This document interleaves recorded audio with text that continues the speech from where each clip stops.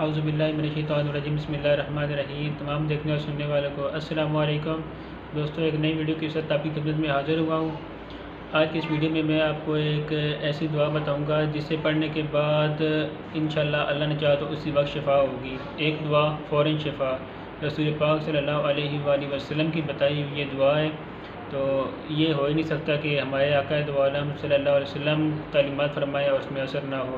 یقین کی پختگی کے ساتھ پڑھنا ہے۔ اپنے آپ کے گھر میں کسی بھی بندے کو کہیں بھی کوئی بھی درد ہو، تکلیف ہو، تو آپ نے اس درد اور تکلیف والی جگہ پہ ہاتھ رکھے 7 دفعہ اس دعا کو پڑھنا ہے۔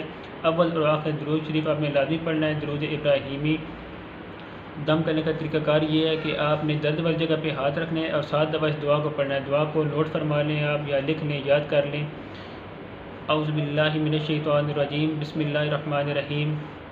اسأل اللہ العظیم رب العرش العظیم ان یشفیک۔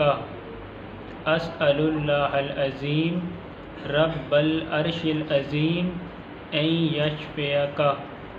اسأل اللہ العظیم رب العرش العظیم ان یشفیک۔